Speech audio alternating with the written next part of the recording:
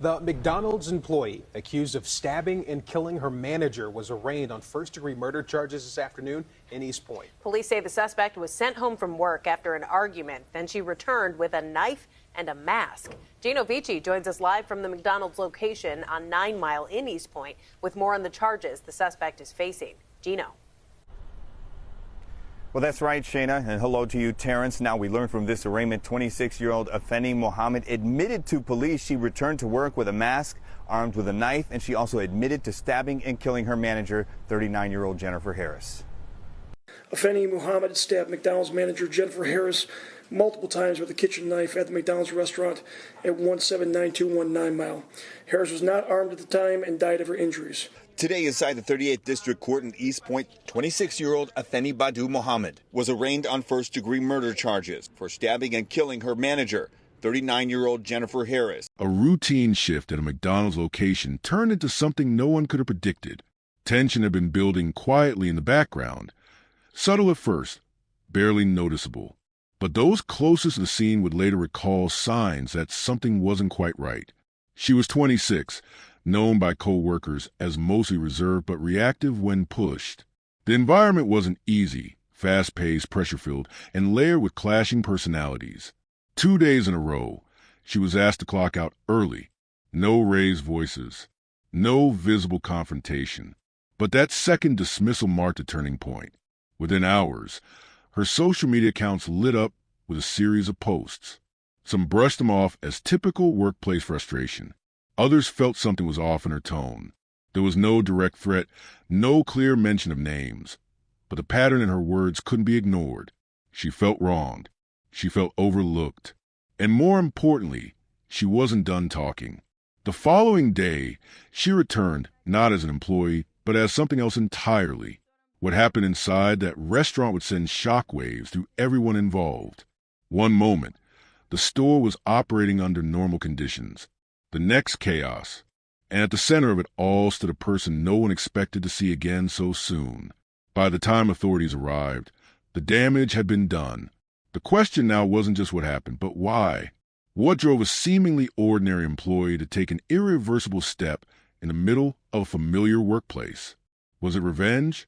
A psychological break? Or something no one saw coming? The answers will be uncovered piece by piece. From surveillance footage, eyewitness accounts, and a chilling digital trail that hinted at much more than frustration. This wasn't just another workplace dispute. It was a storm quietly forming, until the moment it broke. If you enjoy real crime stories that uncover the truth, don't forget to subscribe. Your support helps us share real cases, spread awareness, and give a voice to those who can't speak for themselves. Before we begin, let us know in the comments, where are you watching from?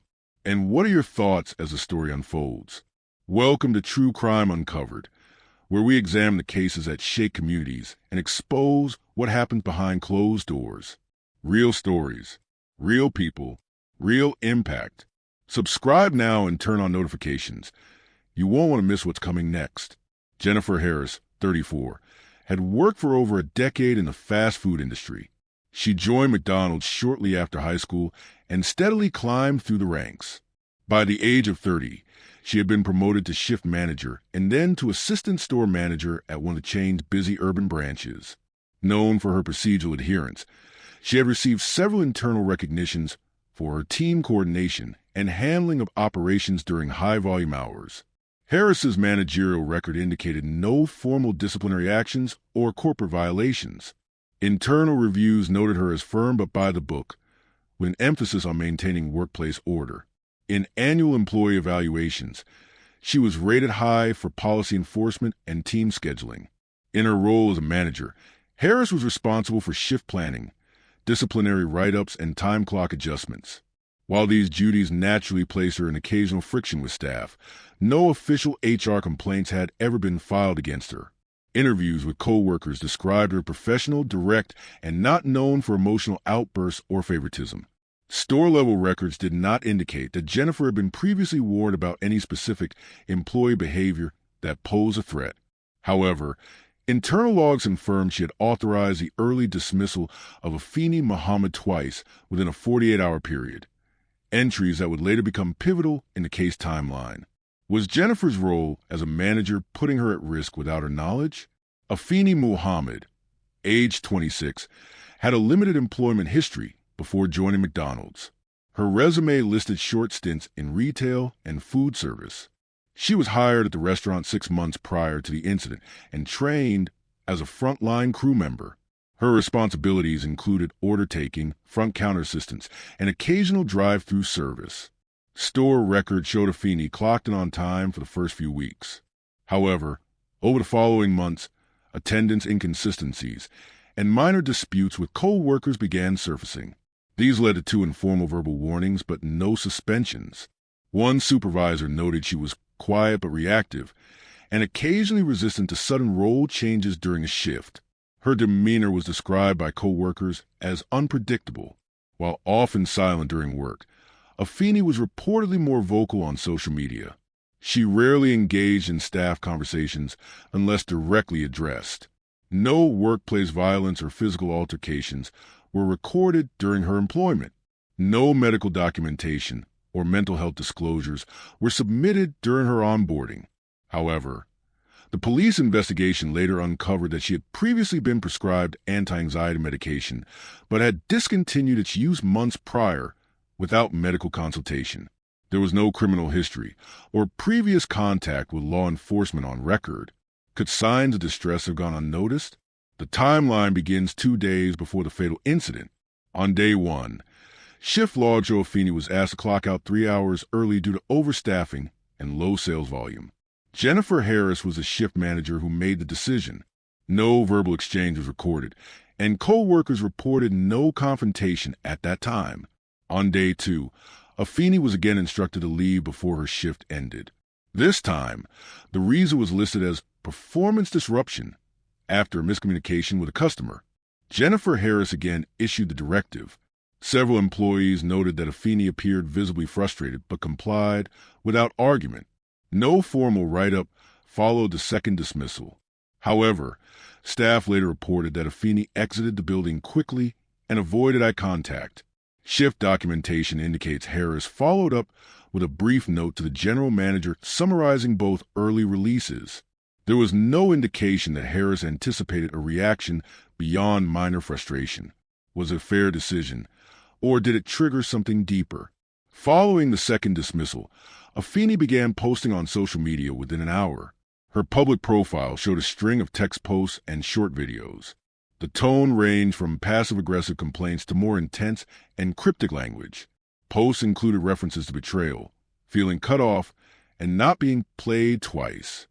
Some of the posts contained phrases such as, "They think I won't come back stronger," and "Some people need to learn how to treat others." Though no names were mentioned, the timing and context strongly suggested they were related to her workplace experience. Several friends commented on her posts, with at least 2 people reportedly messaging her privately to ask what was wrong. Police later recovered messages from her private inbox that included statements like, "I'm tired of being disrespected," and "I know what I have to do." No one reported these messages to authorities. A few of the posts were deleted shortly before the attack. Investigators recovered the content through cached archives and third-party screenshots. When does vending online cross into a warning sign? The incident occurred the following day. Afeni returned to the McDonald's location around 10:45 a.m. Surveillance footage showed her entering through the front entrance wearing civilian clothes and a crossbody bag. She was not scheduled to work and had no reason to be present on site. She proceeded directly toward the back of the store, bypassing the service counter. A crew member reported that she asked if Jennifer was in the office. The confrontation occurred in the back office, near the manager's desk. Internal security footage captured partial audio, including raised voices followed by physical movement. Within seconds, Afeni was seen withdrawing a kitchen-style knife from her bag and lunging toward Jennifer Harris. The weapon had a 5-inch blade and was later identified as a standard household utensil. Staff members in the vicinity called 911, while 2 co-workers attempted to intervene. First aid was administered until paramedics arrived, but Harris was declared dead on the scene. Afeni fled the building on foot, but was located 12 minutes later by patrol units 2 blocks away. She did not resist arrest. During questioning, she reportedly stated. "I did what had to be done." The arrest was recorded via body cam. Footage showed Afeni cooperating and responding to questions calmly. A search of her bag revealed the bloodied knife, 2 additional pairs of gloves, and her phone. Forensic teams secured the scene and collected video footage, employee statements, and digital evidence. She was transported to county jail and charged with first-degree murder and possession of a deadly weapon. No other items of significance were found on her person. The McDonald security cameras captured the timeline of the incident in its entirety. Footage revealed Afeni Muhammad entering the premises through the side entrance normally used by staff, despite not being scheduled for work. The timestamp placed her arrival at 2:17 p.m. She was seen heading directly toward the back corridor where the manager's office was located. There were no pauses to speak to co-workers or access the service floor. In less than a minute, she was off camera and inside the office. Within 28 seconds, movement resumed, with co-workers seen fleeing from the back area. No struggle was visible from hallway cameras, but audio picked up screams from employees who witnessed the aftermath. Multiple co-workers gave consistent testimonies regarding what they saw and heard. 2 employees working near the back corridor stated that Afeni entered the office, and within seconds, loud yelling followed by gasps and the sound of the struggle could be heard. When one employee opened the office door, Jennifer Harris was already on the floor. Afeni was holding a knife and walked out without speaking. Employees immediately contacted emergency services. None of the witnesses reported seeing a physical altercation before the stabbing. No one reported any physical threat from Jennifer Harris toward the suspect at any point. The forensic investigation identified a single-edged kitchen knife with a 7-inch blade as the murder weapon. The report detailed 6 stab wounds to the upper torso, with 3 puncturing vital organs. The fatal wound was a deep stab to the left side of the chest, piercing the heart. The angle of entry indicated a downward thrust, consistent with an attack delivered while the victim was seated. No defensive wounds were present on Jennifer's hands, indicating she was likely taken by surprise and unable to resist or block the attack. The autopsy was performed 48 hours after the incident. The medical examiner confirmed cause of death as massive internal bleeding due to multiple stab wounds. Time of death matched the event recorded on surveillance. Toxicology results returned clean, and no foreign DNA was found under the victim's fingernails, supporting the finding that no physical struggle occurred before or during the assault. In the hours between being sent home and returning to the scene, Afeni posted several statements on social media. Digital forensics retrieved drafts and private messages from her phone indicating growing resentment toward her manager. One message read, "They keep pushing people like they won't get pushed back." Another draft, never published but saved to her notes app, stated, "One day I'm going to show them I'm not the one." No direct threat was made toward Jennifer Harris, but the tone and progression suggested a premeditated response. How much of the motive can be proven through hard evidence? And when does digital frustration become a credible threat? Afeni Muhammad was charged with first-degree murder, possession of a deadly weapon with intent to cause bodily harm, aggravated assault on premises of employment. She was held without bail after her arraignment. Afeni entered a plea of not guilty by reason of mental disease or defect. Her defense team emphasized the absence of prior criminal history and hinted at undiagnosed mental instability. The prosecution rejected this, presenting the crime as deliberate, calculated, and preceded by digital expressions of intent. They emphasized that Afeni arrived at the restaurant unprovoked, weapon in hand, and targeted a specific individual, aligning with premeditated murder. A forensic psychologist testified that Afeni displayed symptoms of paranoia but was mentally competent at the time of the crime. A co-worker described seeing Jennifer Harris moments before the attack, stating she was seated on a break and unaware of Afeni's presence. Surveillance footage and a slideshow of Afeni's online posts were shown to the jury, reinforcing the timeline of intent. The jury returned a guilty verdict on all charges. Afeni Muhammad was sentenced to life in prison without the possibility of parole. The court dismissed the mental health defense as insufficiently supported by clinical evidence. Jennifer Harris's family issued a statement expressing closure, stating only that justice was done. Afeni's relatives declined public comment.